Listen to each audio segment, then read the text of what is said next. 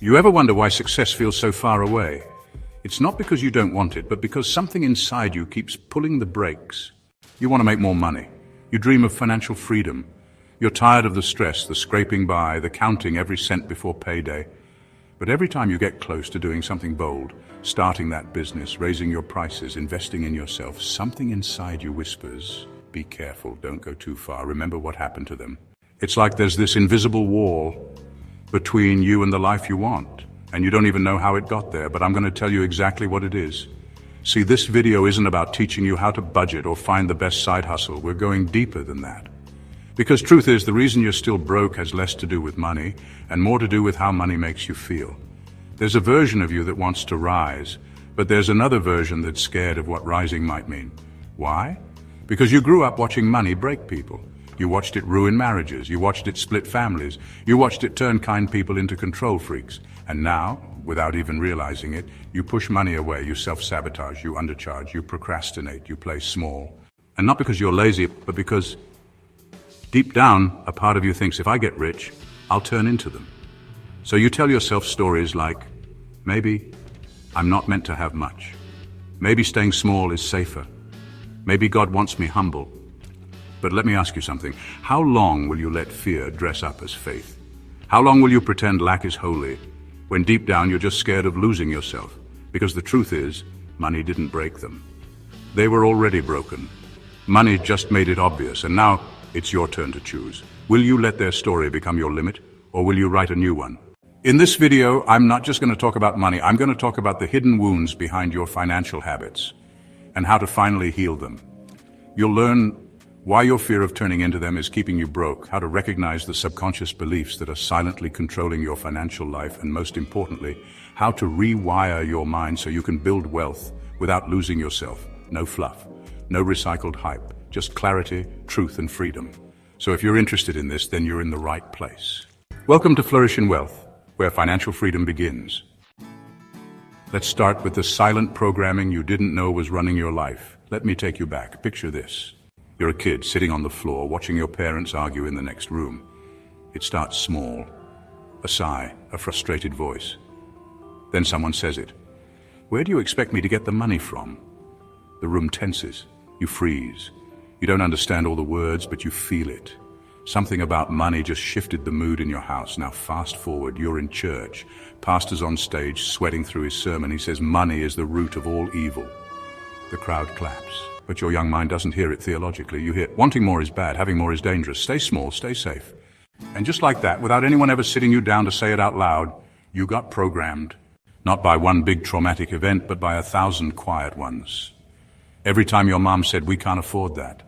Every time your dad snapped when bills came up. Every time someone got rich and changed. Every time a cousin got money and the family started whispering behind their back. Your brain picked it all up like invisible code and stored it. Now you're grown, you want to succeed, you want to build, you want freedom. But guess what? That same old program is still running in the background, sabotaging everything. You hesitate to charge your worth. You underprice your services, you pass up opportunities, you save 1 week, then binge spend the next. You talk like you want abundance, but you move like you're allergic to it. Why? Because money feels unsafe. You don't trust it. You've never seen it bring peace. You've only seen it bring pressure. So instead of chasing it, you push it away. And when it does come, you find a way to lose it fast, because some part of you still believes, if I get too much, I'll become like them. And I swore I'd never be like them. But what if that belief is the real enemy? Not money, not ambition, the belief that staying small protects your soul. Let me tell you now, it doesn't. It just keeps you stuck. You don't need to be scared of money. You need to understand your programming. Because until you do, money will always feel like fire. Something you're drawn to, but too scared to touch. And you'll keep burning opportunities because of fears you never chose, but still carry. Now you're starting to see it, right? This isn't laziness, it's not lack of ambition, it's a mental script written before you even knew how to write your name. But let's flip it. What if you're not just avoiding money? You're actually protecting it. Yeah, you heard me. What if deep down, you believe that being broke is how you protect your soul, that struggle is how you stay pure? Let's talk about that lie next. The lie of humble poverty, because this one is sneaky and way more dangerous than you think. A lot of broke people are comfortable being broke, not because they love it, but because somewhere along the line they made poverty sound like a virtue. We grew up hearing things like, money doesn't buy happiness, It's easier for a camel to go through the eye of a needle. And the love of money is the root of all evil. And little by little, being broke started sounding holy. So what did we do? We spiritualized it, we moralized it. We wrapped it up in churchy language. We said things like, I don't need much, just enough. I'm content with what I have. I'm not chasing material things, but let's call it what it really is, coping. Because deep down, you're tired. Tired of hoping and being disappointed, tired of trying and watching it fail, tired of dreaming and being shamed for it. So now you say, I'm fine with little, but you're not. You're just scared to want again. I get it. I used to do that too. I'd act like I didn't care about growth and just to avoid the spotlight. I'd shrink my goals so I wouldn't be judged. I'd say I wanted a simple life, when in reality I wanted options. But I was scared of being misunderstood, scared of being seen as proud, scared of looking like a sellout. Here's what I had to learn, and maybe you do too. There is nothing holy about lack. There is nothing righteous about being unable to provide. There's nothing humble about struggling to survive. Poverty is not a personality, it's not a purpose, and it's not a spiritual badge. You can love God and still live well, you can be content and still build, and you can be humble and still own land. We've confused meekness with mediocrity, but they're not the same. Real humility isn't thinking less of yourself, it's thinking clearly about yourself. It's saying, I've been given something, and I'm going to use it. Because honestly, burying your gifts and calling it humility, that's just fear in disguise. So here's the shift. Stop romanticizing struggle. Stop dressing up survival like it's noble. And mate, stop calling your stuck season God's will. You weren't made to just get by. You were made to multiply, to flourish, to lead, to impact. That's the calling. And you can't live it out by hiding under humble poverty. But even if you believe all that, why do you still hold back? Let's say you're nodding your head right now. You're like, yes, I get it. I don't want to be broke. I want more. I'm tired of shrinking. But the moment you try to take action, something stops you. You freeze, you hesitate, you second-guess yourself. Why? Because there's something deeper going on. It's not just what you believe about money, it's what you believe about yourself. Before we move into the next part, I want you to do something bold. Scroll down to the comments right now and drop one word or phrase that captures how money made you feel growing up. Just one. It could be pressure, fear, shame, greed, silence, or even control. Whatever that first word is that comes to your mind, drop it below, because honestly, your healing starts when you give that thing a name. And I'll be responding to every single one. Let me slow down here, because this is the turning point. This is the part where the old story ends and the new one begins.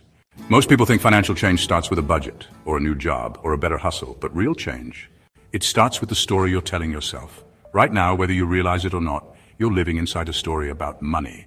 And if your story says rich people are fake, money makes people selfish. I'm not the type of person who gets wealthy. Then your brain will block every step forward. No matter how hard you work, you'll always find a way to fall back. So how do you change the story? Step 1, go back to where it started. When was the first time money made you feel unsafe? Was it a loud argument, a missed rent payment? Or maybe it was watching someone change after they made it. Whatever it was, that's the moment your old story began. You didn't learn about money logically, you learned through emotion. And that emotion, it's still writing the script, so name it, face it, because you can't rewrite what you're too scared to look at. Step 2, break the false link between money and pain. Ask yourself, was it really money that caused the hurt, or was it pride, pressure, secrets, maybe even fear? Money didn't ruin that family, secrets did. Money didn't destroy that person, their ego did. Money didn't cause drama, unhealed trauma did. So stop blaming the tool, start healing the wounds. Step 3, write a new script. This is where you will flip the narrative. From money changes people to money reveals people. From wealth makes you greedy to wealth gives you options. From I'm not meant to have much to I was made for more. Speak it, write it, live it, say it out loud. I can be wealthy and grounded. I can be blessed and still be real. I can earn more and stay kind. I don't have to lose myself to level up. Because honestly, this isn't about becoming someone else. It's about becoming more of who you are with resources. And that version of you? That version is unstoppable. But what happens when you finally start winning? What happens when your life starts changing? But your relationships start shifting too. Let's talk about the fear that shows up once success finally arrives. So what do? Let's talk about one of the biggest fears nobody really says out loud. I want to be rich, but I don't want to lose myself. Because deep down, you're scared of becoming the kind of person you don't respect. You've seen what money can do to people, how it turned some kind-hearted folks into control freaks, how it made others arrogant, flashy, manipulative, how people changed once they made it. So now you're stuck between two identities. One side of you wants to succeed. The other side is afraid that success might cost you your soul, so you play it safe. You don't charge what you're worth. You downplay your skills. You sabotage your own growth. Not because you're weak, but because you're trying to protect your identity. But here's the truth you need to hear. And I want you to hear it from me, like a friend. Money doesn't change people, it reveals who they already are. If you're generous when you have a little, you'll be generous when you have a lot. If you value family now, you'll still value them when your account has 7 figures. If you walk in integrity while broke, you'll walk taller when you're wealthy. You don't have to lose yourself to grow. You just need to own yourself more deeply. Here's the shift. You don't get rich by changing into someone fake. You build wealth by becoming more of your true self, unapologetically. That means stop dimming your light so others feel comfortable. Stop waiting for permission to dream bigger. Stop using humility as a mask for fear.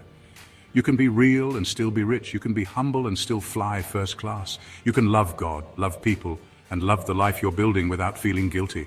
Wealth doesn't make you shallow. Pretending you don't want it just keeps you stuck. And you weren't born to stay stuck. You were born to rise. You don't have to become someone else to get rich. You just have to become more of who you are on purpose. You don't need to start acting fake. You need to start acting free. Free to charge what you're worth. Free to dream big. Free to walk away from lack, guilt, and generational struggle. That's not pride, that's alignment. So here's the challenge. Don't chase money, build value. Don't run from your past, learn from it. Don't fear success, redefine it. Because real success is doing life your way, without apology. Let me leave you with this. If you don't break this cycle, who will? If you don't change your money story, what story will your kids grow up believing? This isn't just about getting a nicer car or a bigger house. It's about healing a mindset that's been passed down for generations. It's about becoming the first in your family to be truly free, in your spirit and in your wallet. Because money doesn't break people. Unhealed wounds do. You don't need to be scared of money. Money is not the villain. Money is the mic. It amplifies your voice, your impact, your purpose. So stop whispering through life. Turn up the volume. You got this. If this video hit home for you, don't just scroll away. Pause, reflect, share this, and more importantly, decide. Decide that the version of you that was scared of money is not the version that's going to lead your future. That old version served its time. Now it's your time. If you got value from this video, make sure to like, subscribe, and drop a comment below. And check out my other video for more money tips. You won't want to miss it.